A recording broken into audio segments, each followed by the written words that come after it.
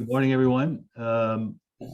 Welcome to another episode of the Three Consulting Amigos.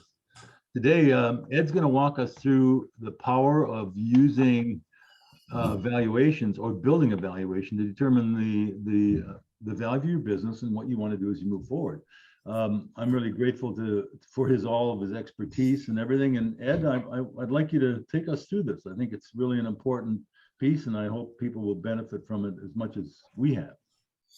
Well, thank you, Ray. And I get all excited about financial information because I think it's really important to running a company. Is that you excited, Ed, right there? Pretty much, yeah. Okay. I just wanted to clarify for Ray and I's benefit that. I'm very excited about financial. No, it's and thank you. And we're so grateful for people like you who really take this seriously. Mm-hmm. Yeah, I mean, it's not that Ron and I don't, but it's no, we take it seriously. We're just a little, touch more animated. That's all, Ed. And that really kind of talks about the overall problems in a lot of companies. People are willing to spend money when it comes to marketing, sales, and anything top line revenue oriented. But seldom do they want to make an investment in their accounting department, their financial reporting. They just don't think it's all that important. And to me, it's extremely important because if you don't have money in the bank, you ain't going to be able to have a future in your company. So you have to have financial information. You have to use it for making decisions so that you're adding value. So last week we talked a lot about past information, and I thought it would be a good way to start us do a quick review. And we talked about income statements, balance sheets, and cash flow statements last week. And all of that is to analyze past information, which is extremely important. And I think for the most part, most companies pay a lot of attention to their income statement.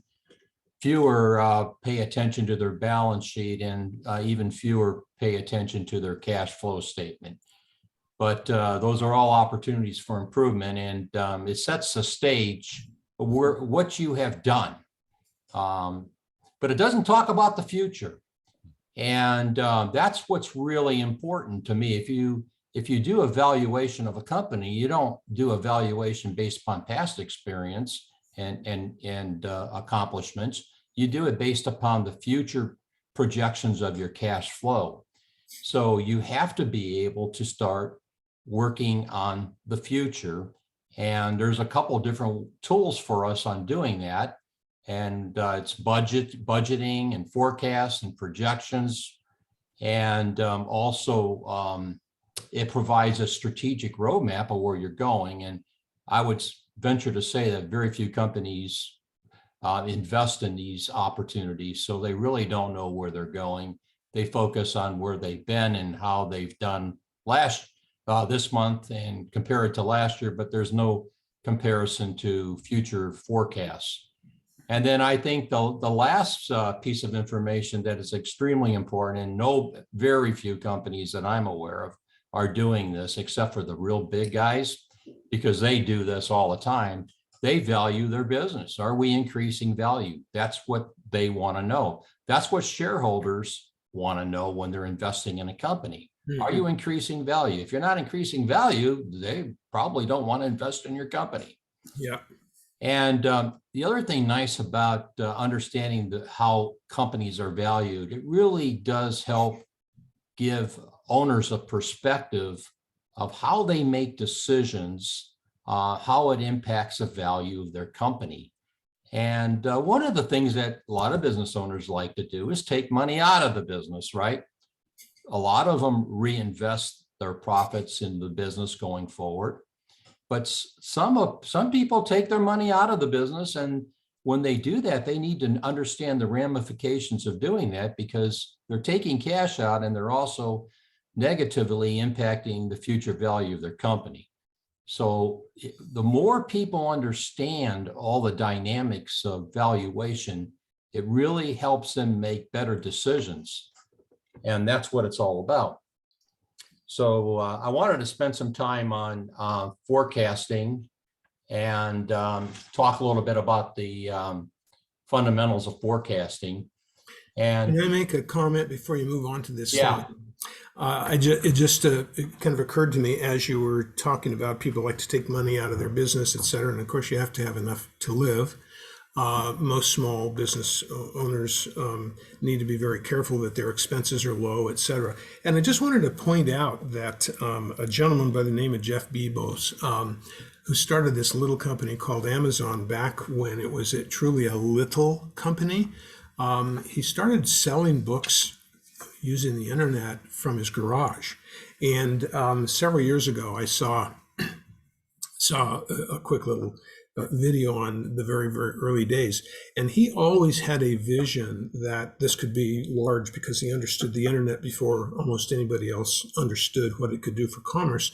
But he did exactly the opposite. He poured 100% of the money back into the business. He lived like a pauper. He drove an old pickup.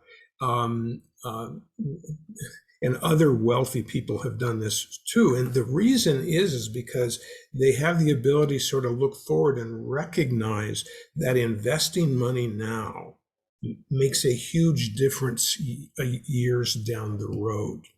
Intergenerational families that are able to make money and keep money in their families for a long time understand that money can make money. And if you constantly take money away from your business, in other words, you spend it on non-investment items, you never create value in your business.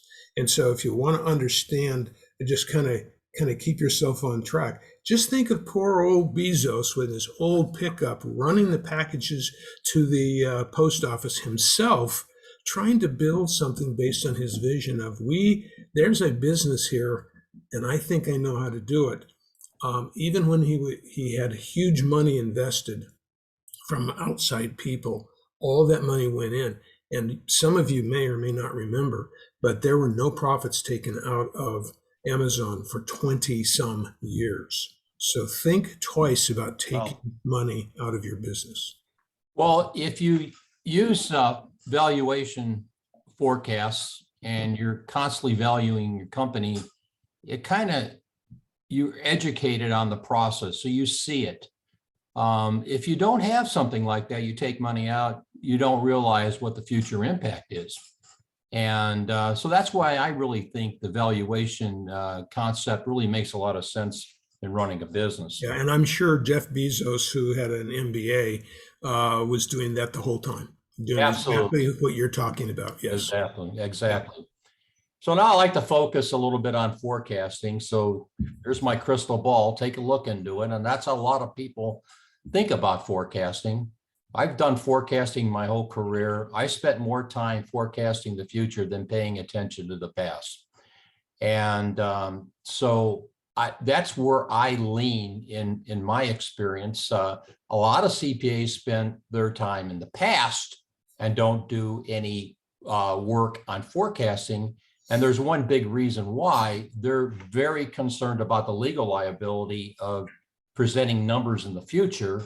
And someone says, well, you provided this number and we didn't hit it, so we're going to sue you. And that's one of the big issues we have right now in America, where a lot of people are afraid of forecasting. But if you're going to do valuations, you have to forecast, because like I said earlier, the valuation of the company is based upon the future cash flows that the corporation is going to generate. So talking about forecasting, we look into the future, we prepare the income statement, the balance sheets, the cash flow statements going forward, not going in the past. But you have to bridge, it's really important to bridge past performance with your forecast. Otherwise, you're going to come up with a forecast that makes absolutely no sense. So you always got to tie it to the past. You got to build in market changes of what's going on. When we were dealing with COVID, that should have been built into the forecast. And so you have to take a look at it, and it's different from the past. And if you have a sales forecast, and a lot of corporations and a lot of small companies do have sales forecasts, some don't, but the ones that do, you have to build the sales forecast into your projections, into your forecast.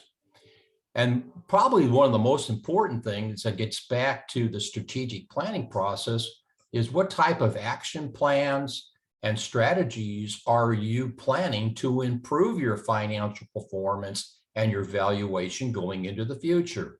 So you build those into your forecast, and that way, when you close every month, you compare the actuals to the forecast, and you see how well your forecast has been prepared. And at the end of every month, you change your forecast based upon what you learned that month. So it's an ongoing process. It's a living type of organism where you got to always take a look at what you've done, how is it compared to what you planned, and make adjustments accordingly.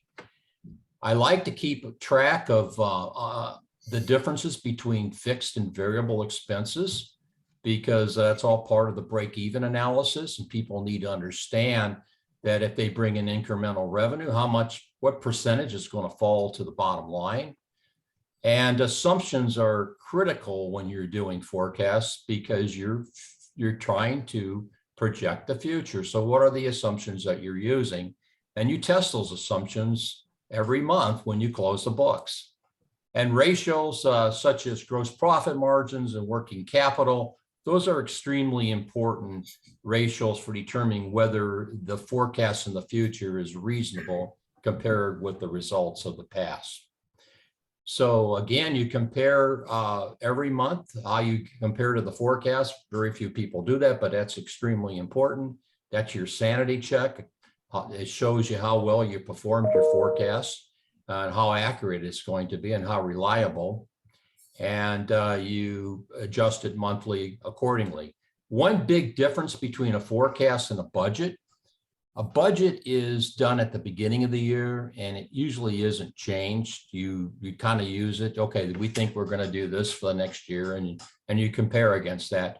But a forecast is above and beyond that, because you're changing it every month, and you're looking hopefully not only 12 months in the future, but at least 18 months down the road, and maybe more, to see how that forecast is going to build value for the company.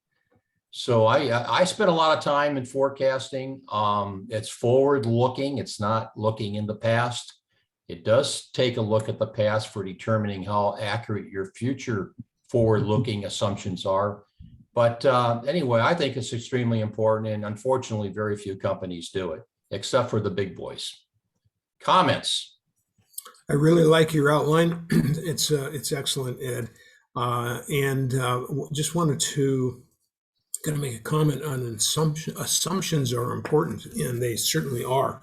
A couple of just sort of thoughts and sort of ideologies about assumptions, and that is that when you're doing a budget, I like to make the assumption that sales will be a teeny bit understated. In other words, realistic as opposed to stretch goals. And the reason is that you normally, many people will make their budgets, rightly or probably wrongly, based on what the sales forecast is. And you mentioned fixed and variable expenses, and they're also important to understand fixed and variable because of the way fixed work and variable work against revenue, but also because some are controllable and others are not controllable. Like cost of goods sold, for instance, if you have a contract to bring in X amount of material and you know what your markup is or your selling price, you don't have any control over that as a percentage of your revenue, but you do have control over a fixed cost. In other words, office salaries, for instance. You can lower them, you can increase them, you can give people raises, you can let people go. You have some control over that. So only part of your expenses are controllable. And when you set a budget in motion, if you have a budget that's too high, there's a tendency to have expenses that are planned too high. And what happens is people spend the money because they've got that departmental budget. It's like, oh yeah, well, I've got X amount of dollars to spend for my people, and they spend it. You miss sales, and it's like, gosh, I wish we hadn't spent all this money already. And so that's part of the assumption thing. And the other side of it is that it's easier to ramp. Now we've had trouble with supply stuff, and maybe you guys might have comments on this, but normally it's easier to ramp up and buy more than it is to cut back. And so, if you need more electricity, you just use it. And if you need more people, you just hire them. Well, that's not true anymore. So, what I'm saying, you have to take a little bit of a grain of salt, because expenses today in today's environment might need to be contracted for. And part of the big guys who are working on the supply chain stuff are now, I understand, beginning to contract to shore up their supply chains so they don't get buffeted all around the place based on the increases and decreases of the marketplace. But with that caveat, for the most part, those assumptions are important. Too many business owners, in my opinion, set sales goals as if they were real. They're not. They're not real. Those are stretch goals, are supposed to be incentives for salespeople. Don't share them with anybody but the salespeople.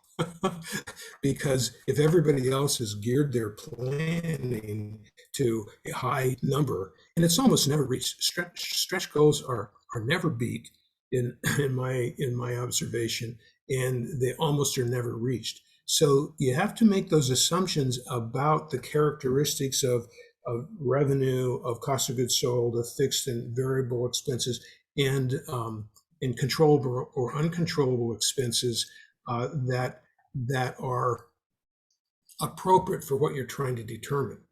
And I'm talking about the planning process where you kind of say, let's book it.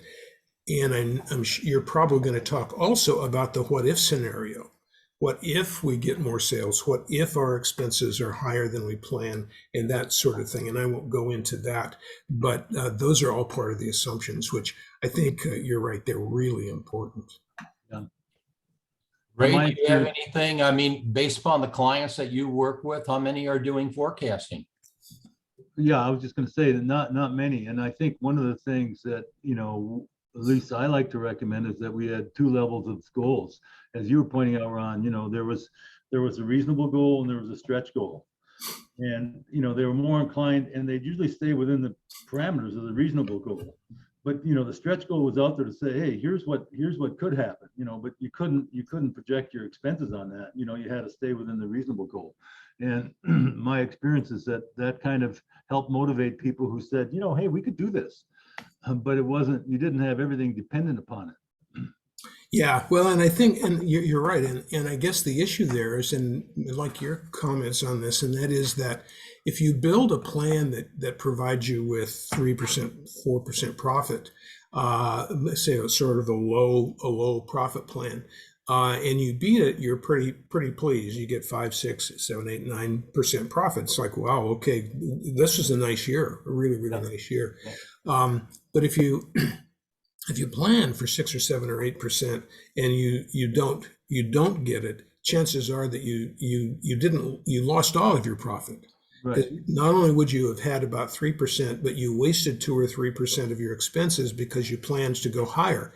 And so and I don't know this, but it feels to me like it's always more profitable to plan to hit something reasonable than it is to overplan and miss. Right. I think that the downside almost always loses more money as a percentage than the upside makes. It's not like a 1-for-1 ratio. It's not like throwing the dice and you always have an equal opportunity to either hit or not hit. In this case, if you hit, if you miss, you lose a lot more than if you hit, which you can make a little more. What do you think about that, Ed?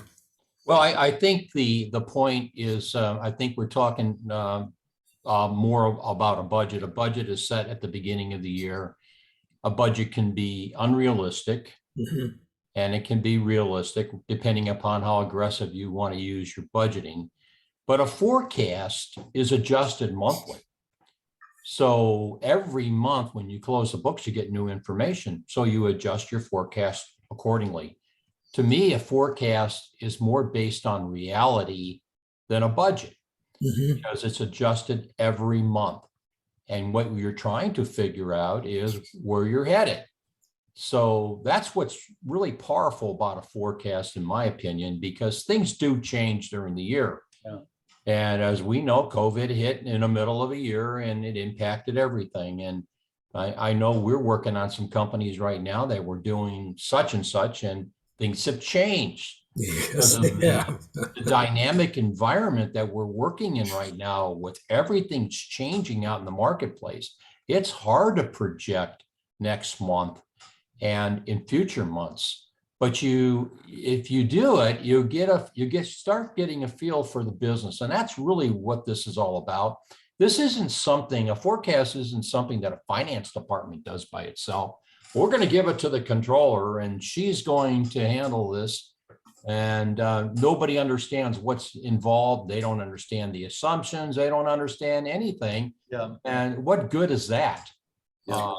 So you're saying this is kind of a management tool that helps. This is a management tool. Communications. Absolutely. You want all your managers to understand the process, how you're asking them to spend money, and how you. Yeah. So it's really a total. It's a total tool. It's not just something that you do in the head office. Yeah. Yeah, and that's what makes it powerful. Now, does it take some time? Yeah, but boy, when you get everybody on the same page in a company, that really helps drive performance. And unfortunately, if you don't invest in forecasting, you can't really take advantage of this really dynamic tool that's out there in your toolbox that can help you figure out where you're headed. And I guess the other thing is there can be radical changes in a month that can really change your future forecast. And we're experiencing that right now. What happened? Something happened. It's impacting the numbers. And most companies, they just look at 1 month, they close the books, look at the month. Oh, we had a bad month. Now looking down the road, well, you may have 12 bad months coming up. Well, there are a you need whole to know lot how of that's going to impact your business. There are a whole lot of small businesses that are not here anymore because that's exactly how they operated, and they got 3 months down the road and realized they had overspent on whatever, and find out after the fact, way after the fact, that they lost a lot of money, and now they're no longer credit worthy, and they're gone. They're gone. So we lost hundreds of thousands of businesses because they didn't understand exactly what you're talking about. Well, there's a big difference between big companies and small companies, because big companies do forecasting and they do it every month. Yeah. And they judge the accuracy of the forecast in the future so they know how well the company's doing. So if they have, let's say you have 3 different companies reporting up to a big company, and one forecast from company A is always conservative and they exceed it. So they kind of know how management's biased. And then you have another company who thinks everything is rosy and we're going to hit all these big numbers, and they never hit them. What you're really trying to figure out is you want to invest in the management team that's coming up with accurate financial projections that mimic what's going on in the marketplace. So when you close the books, you're relatively close. And if you're off on any indicator, you understand why. And that's probably the most important part of the process. Yeah. So not to beat a dead horse, but do you think that had a lot more small businesses had, say, these tools over the last 2 years, that we wouldn't have seen quite as many bankruptcies? I think so. And I think that's what it bites them in the tail, is they don't have enough cash. Yeah.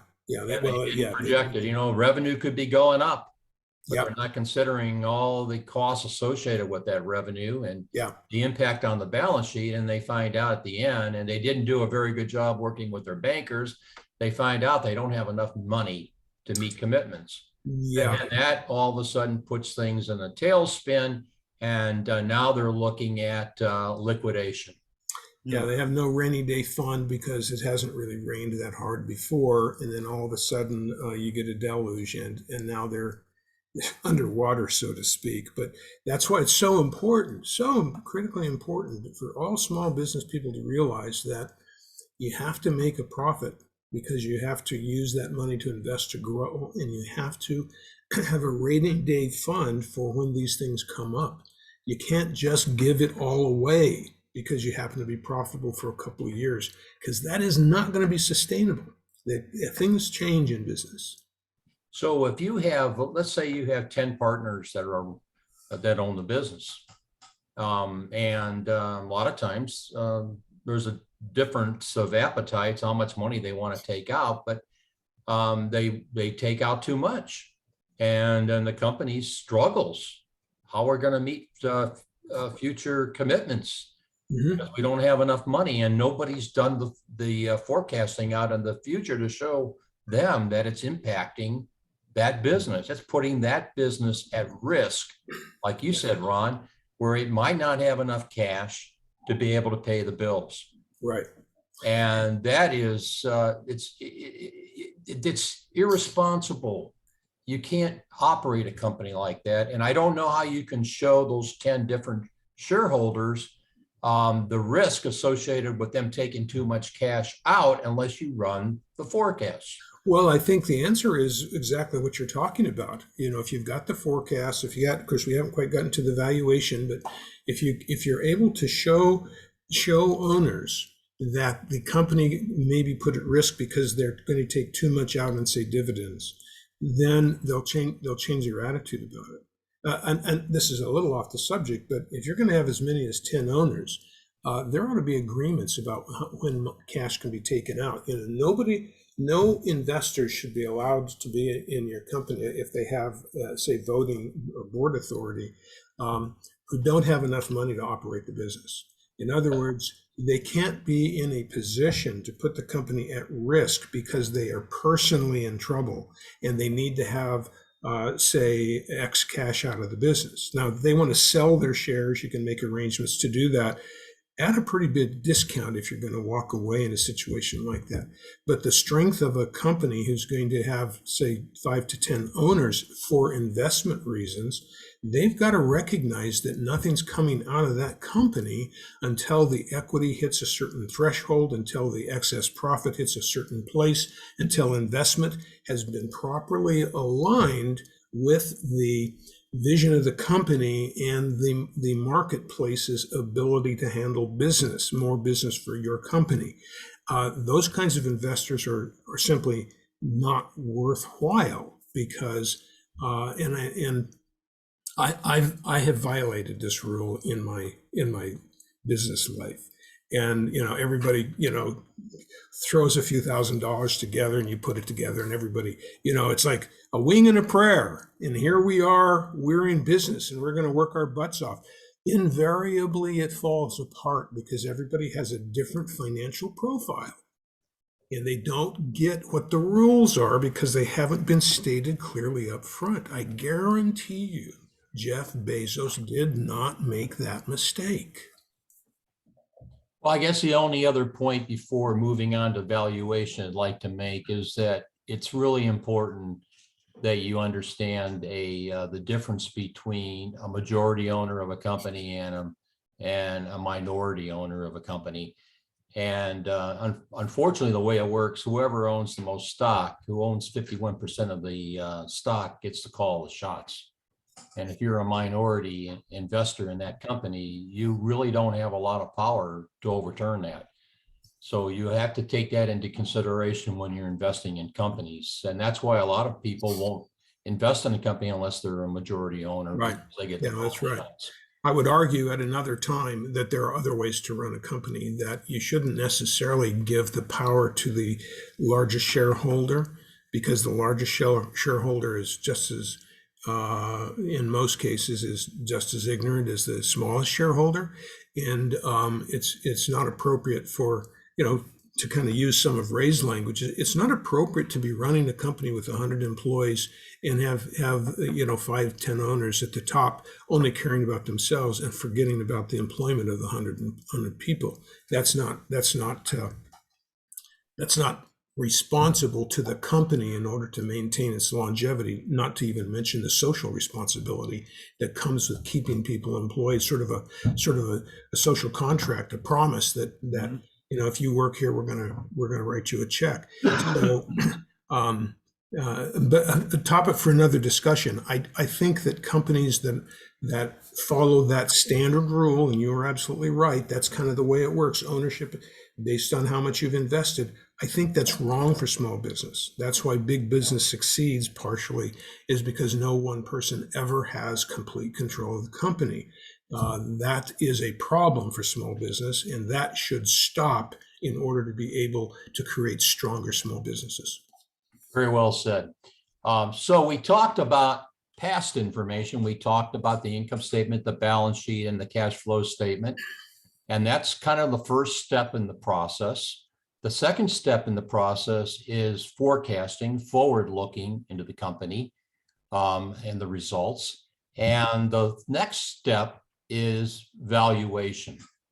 And valuation is an opinion of value. It's based upon future results of the company. So if you're doing forecasting, that's the basis, that's the foundation for doing a valuation of the company. And valuations are basically done by 3 approaches. And you've probably heard of these. We got the cost approach, which is basically seldom used, but it is a way of valuing an asset, a company. And unfortunately, it's used as the primary indicator of value when you're in liquidation. So when you don't have enough money to pay the bills in the future, you have to liquidate. So what's the value of the company that remains? The cost approach does not do an estimate for goodwill. It's only based upon the cost of the company. The second approach is the market approach, where you take a look at publicly run companies and compare them to your company, so you can get an evaluation of your company that way. Or you can look at prior transactions of companies of similar size, et cetera, that have sold, and using those multiples, you can come up with an idea of the value of your company through that approach. The approach I like the most, and it's probably the most time consuming, is the income approach. And the one that I really like to use with companies is a discounted cash flow, DCF approach, where you take a look at the next 5 years of true free cash flow, and you value the business, and you pretend like you sell it after 5 years. You take the present value of those numbers and you come up with the valuation of the company. And so, these valuation approaches are not only used for companies, but you can also use them for valuing stock and things of that nature. But I like to focus on privately held businesses and try to educate them. Once they get the forecasting under control, let's put down the formula for discounted cash flow, so you get an idea of what your company is worth. It's very sophisticated. It's opinion of value. And if you have an ESOP company, that's how they're valued. Every year they do a valuation, and that determines the value of the stock in the company.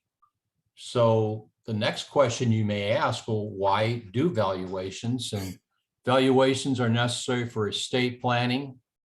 There's a lot of financial reporting reasons where they need valuations. And so that's a big part of it. IRS requires fair market value on certain transactions, and they have ways of doing their calculation of valuation. That's important.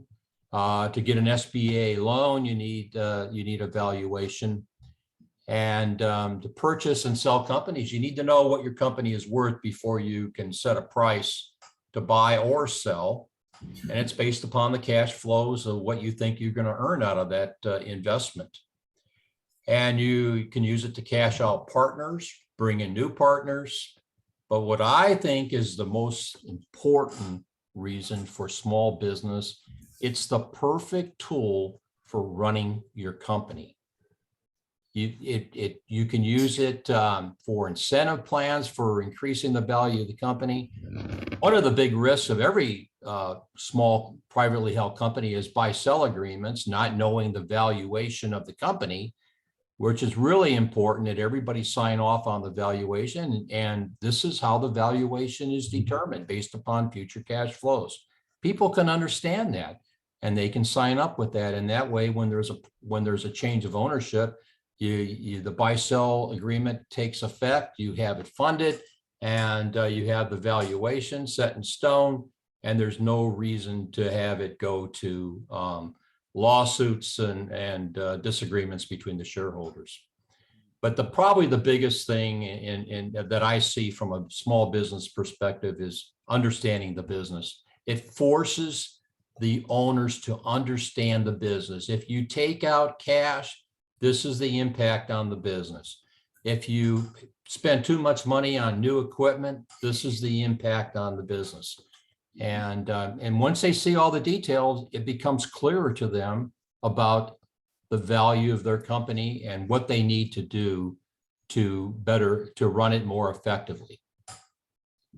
So at that point in time, leave it up to you guys for some comments on all this valuation stuff. I had this, I don't know, this series of visions going through my head as you were talking about how the valuation changes. It kind of reminds me of, you push it on a balloon and it pops out over Right. here, or the how water seeks its own level. And the law of unintended consequences. You take a little bit money over here, but then you realize you haven't paid your most important vendor. So I mean, you've got all of these things going on, but what this does is this shows you exactly how that would work, so that you can determine what the consequences of a particular action are. And it's really wonderful, Ed. And it gets me thinking a lot about, over my career, about things I didn't do with the various businesses that I've had. I've done an awful lot of forecasting and that sort of thing, but one of the things I was never very good at, I mean, I always did, sort of mental valuations, but I never had a formal valuation. And I guess that's because I didn't know how to do it. But this is really terrific stuff, and businesses need to understand this. Now, isn't it kind of interesting? At least I do myself. I'm constantly thinking about my own personal value, not as an individual, but I'm just talking about from a financial perspective. My house is worth a certain amount, my other property is worth a certain amount, I've got X amount of stock, I've got life insurance, and if you put it together and you go, okay, that's about X amount of dollars. I think we tend to do that as individuals, or maybe we have more of it's easier to understand or to do because we don't have lots of moving pieces. But in a business, it's a little more complicated. But why don't we do that? We just think about how much revenue and how much profit. I mean, when I was in my first large business, by large, I mean, over 10 employees, I had 20. I always worried about revenue. That's all. That was what I was about. It's like, how do we get more sales, more sales, more sales? And then I would wait to see if we made any money. I got better over all the years we were in business, but I got better at that. But I never once thought about the value of selling the business to somebody else. Not once. Yeah, and I think, one of the values of this, Ed, that I think I can piggyback on what Ron just said, is that most small businesses really don't understand the importance of knowing the valuation in terms of what they want to do with their business. And it really speaks to what we're trying to do here as the three consulting amigos. This is something that they can get without having to invest a huge amount of money to be able to better understand how to manage their business, and so one of the challenges that I know we all have seen in terms of the independent mindset of most business owners is they don't want to give up something like this because they think it's not in their best interest, or it's not, they don't care.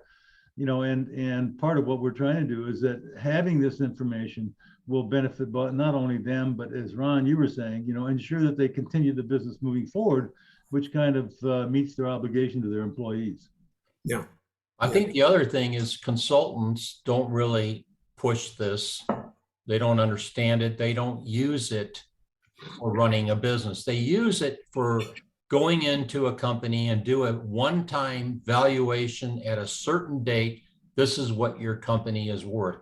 Well, that serves a lot of purposes for outside parties, but for running a company, you need to understand how you're building value through every day through the process.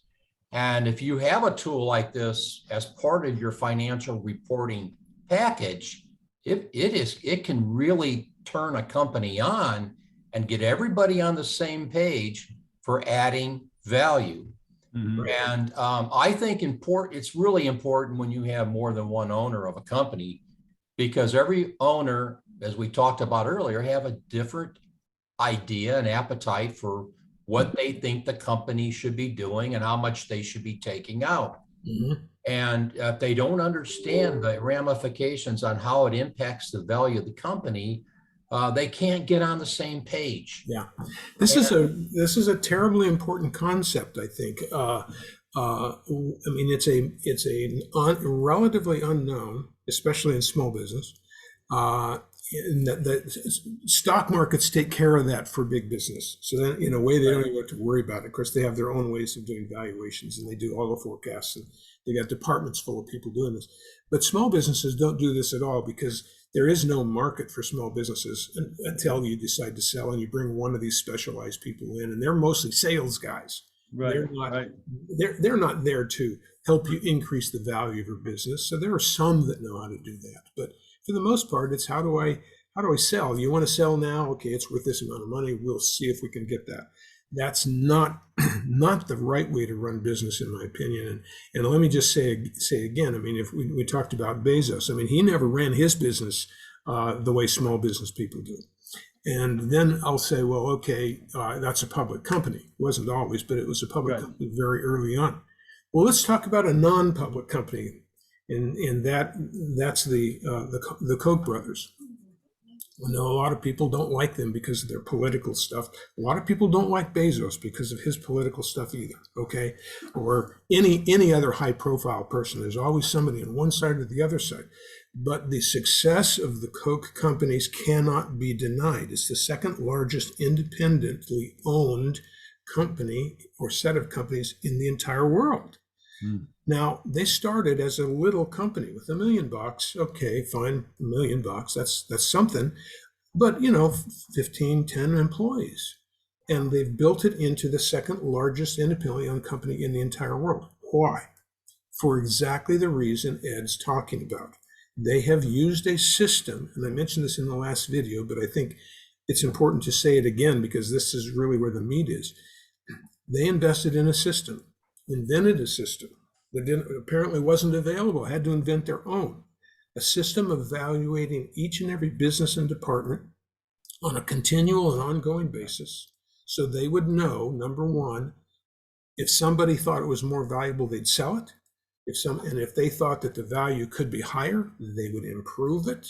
The managers knew their job as valuable people in the company was to increase the value of the business. They might sell that business to somebody else because they increased the value. You can be guaranteed that someone who has a performance record of increasing the value of a business is not going to be let go, and they're going to stay and they're going to run another business and increase the value there, unless the buyer insists that person come along, and that person's going to be wealthy as a result of his new position as the president of that particular company. What happens here is absolute meritocracy. We're in business so that we can make money by making things or providing services. If we don't, we know from what we've said, eventually you'll go out of business. The turnover is huge. It's very hard to make money, very hard to stay in business. This is the primary tool that can guide you along that trip. And almost nobody talks about it. Now, one of the questions I wanted to ask you, Ed, we know we've talked about ESOPs, and of course they require every year that you have an evaluation done on the business. In your sense, how would you recommend somebody streamline that process to be able to do it? And should it be done on an annual basis or more frequently? Well, we're doing this at one client right now, and we're putting them on this process. And we're going to use a discounted cash flow method for valuation. And we're going to tie in their forecasts, and we're going to give them an idea what their company is worth every month.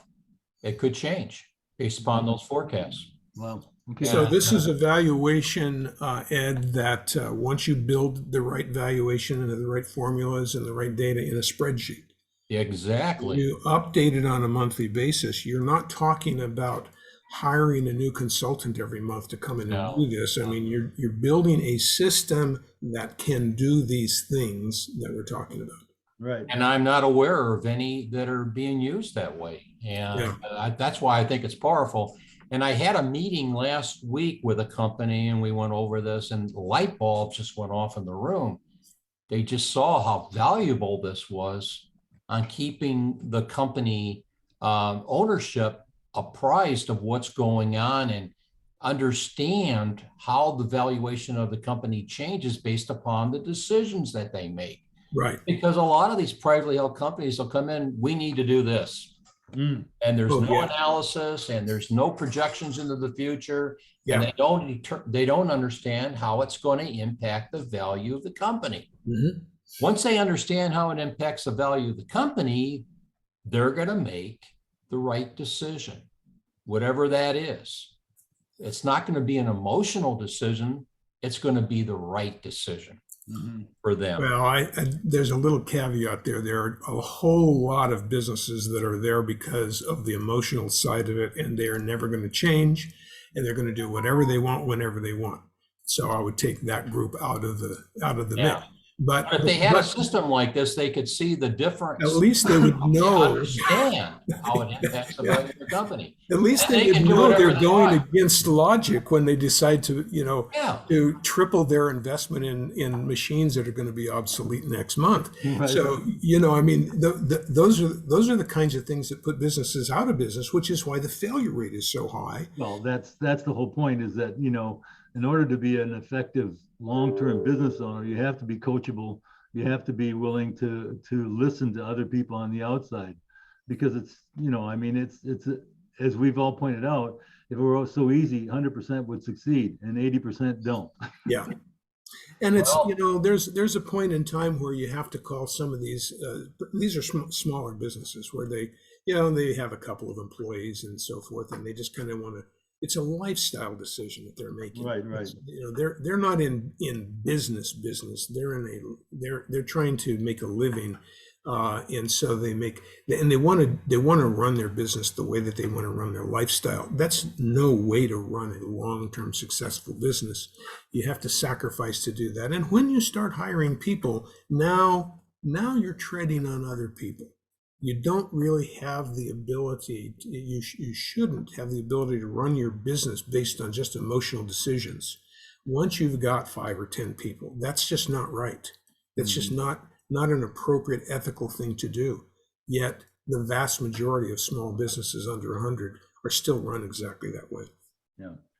So all these tools out there like EOS and Baldrige, and they're all great for driving improvements, but none of them get back to the valuation.